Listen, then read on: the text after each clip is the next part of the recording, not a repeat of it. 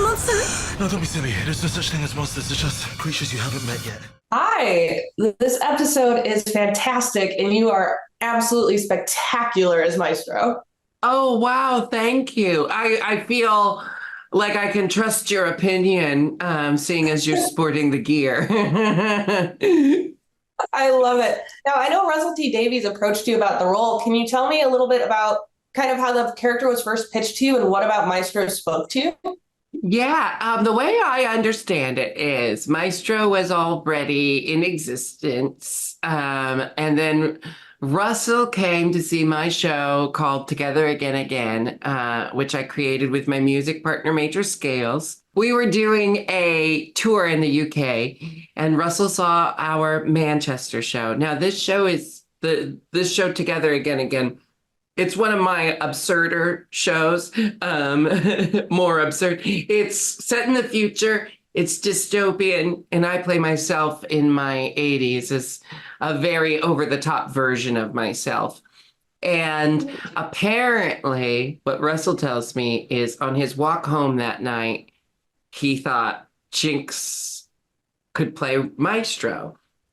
And events just lined up in such a way that I was cast as Maestro, and it was really exciting. I can't say I've ever gotten to play such a prominent role where someone had me in mind part of the way of creating it. And it was really, really exciting because there was so much freedom, but also so much trust and respect there that not only did I feel like I could bring a lot to this character, but I felt trusted and respected to do it in a way that was effective for the storytelling in the world of Doctor Who. I love it, and your show sounds amazing. Well, you can see it in Seattle this June. One of the things I found really interesting was Maestro's connection to the Toymaker. So I was curious, did you have a chance to kind of check out the classic Toymaker from classic Doctor Who or gain insight into how Neil Patrick Harris maybe approached it? Or were you going purely from like the script and your interpretation of Maestro? Well, I do try to get everything first and foremost from the script. So I always refer to the text for everything. However, because the show has such a rich canon, I of course saw some clips of the Toymaker, Neil Patrick Harris's Toymaker, and I think I saw some clips of the original. Can't remember right now, but I was given the pertinent information for how my character fit into what's going on in the overall story and the universe of Doctor Who. And what I loved about a familial relationship for my character was it makes it so much more nuanced, and there's so much more to work with and play there when a villain has human attributes, when a villain has an ego, when a villain has a mission, when a villain has something to prove, when a villain has maybe an inferiority complex with their father, this motivates a villain so that instead of just being like a wash of evil with a capital E, this gets to be a character with like nuance and layers. Yeah, for sure. And you brought so much nuance to this character. I was curious, one of the things I loved is there was definitely like a campy humor aspect to it, but still Maestro was so menacing and scary. How did you find that balance and walk that line between those? I think my whole life I've just been watching female performers. Namely, I mean, these are the ones I pay attention to. I pay attention to the female villains who can make big decisions look natural. And the way you do that is figure out what's true for the character And then big decisions can be grounded in truth, and it feels honest and genuine for that character. And specifically, I've played characters on existing shows before, and I always like to refer to the show for like what kind of acting style, how much presentation is there, what level am I trying to fit in with here? So I looked at Michelle Gomez as the mistress and looked at the way that she found that balance between over the top but grounded in truth, And that's just who she is as an actor. I think she makes really big decisions look natural. And that's something I like to do in my work because I'm a drag entertainer. So, my whole philosophy has been go big or go home, right? So, to get to play a character like Maestro, where I can make over the top decisions because they're a god and they're an immortal and they make their own rules and they're not bound by societal constraints, that's very freeing as an actor, and you get to make your own rules, and as long as it's rooted in truth, we'll buy it.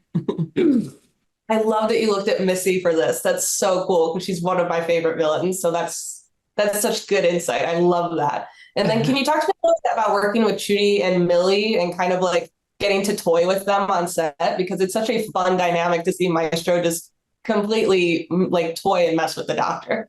Shuti and Millie are both incredibly generous scene partners and so easy to work with because they bring such a great attitude to set every day. And, it's easy to do good work when you're surrounded by people doing good work. So,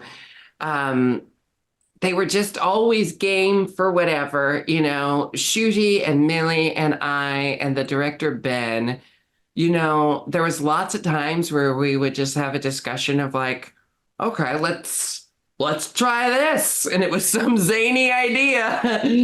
And we tried, there's just an atmosphere of let's play and have fun because that's what the script calls for. There's a lot of over the top moments. And we just really threw ourselves into it. And if I was working with people who didn't like getting in there and really doing it, it wouldn't have been so easy to do work I'm proud of. I love the climbing out of the piano part. That was absolutely terrifying in the best way. Can you talk to me about filming that a little bit? Climbing out of the piano was one of the first things I did, and then climbing back into the piano was one of the last things I did on set. And, it was a lot of fun to figure out. I love challenges. I love figuring out the science of performance, right? But it was nothing, when you come from a background of creating your own work and putting on your own productions, and I think drag entertainers are just used to putting themselves through extenuating circumstances to deliver the performance. Let's put it that way. At least this time, I was surrounded by a crew that was making sure everything was safe, rather than a bunch of drag queens who are going like, yes, as I'm putting my life in danger. You know what I mean?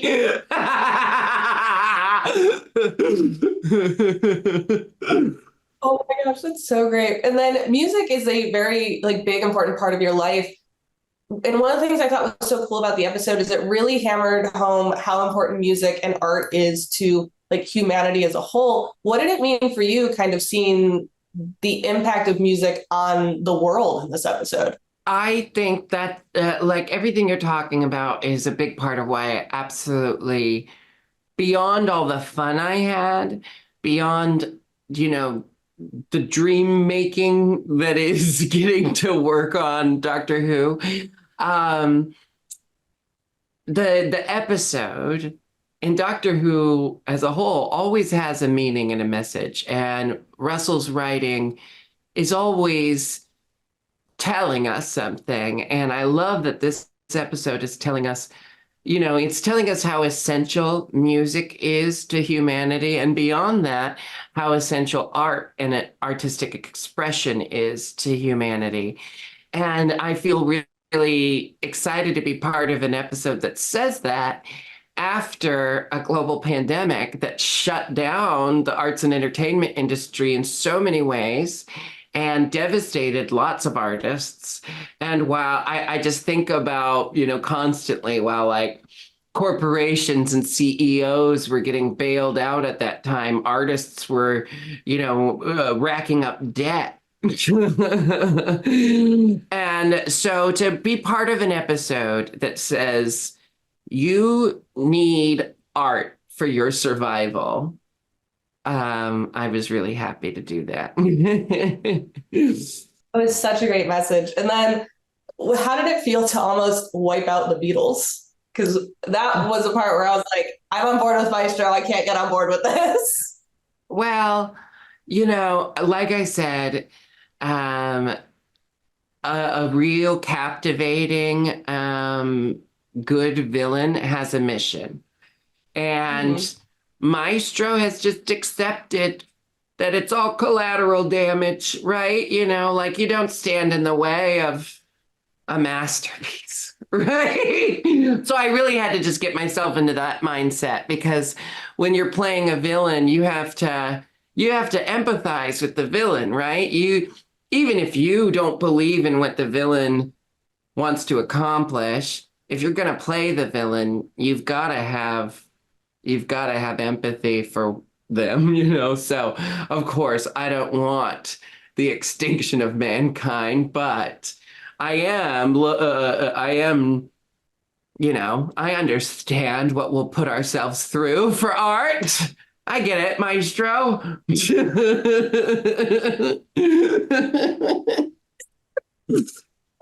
love the connection Maestro has to kind of this bigger overall plot we have, a Toymaker.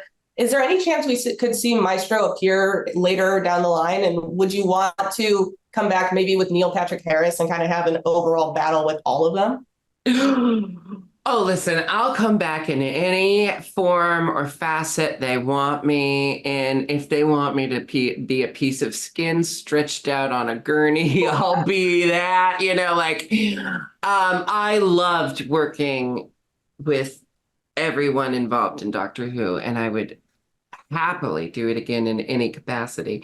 What I love about the end of the episode is Maestro is just vanished. Maestro isn't destroyed. And, we know that Maestro can be summoned, and we know how Maestro can be summoned. So it's not my place to say. I'm not going to hypothesize or pontificate on whether or not Maestro will come back. But I will say it feels open-ended, and I'll take open-ended. I will take open-ended too. Jinkx, thank you so much for taking the time to talk to me today. Like I said, you're phenomenal in this episode. I hope we see Maestro again, and I want to see you on stage now. It was just so much fun to see you in this episode. Well, thank you so much. Have a great rest of your day. Thank you. You too. I have the whole universe at my fingertips. And I'm all on my own. I'd love it if you came with me.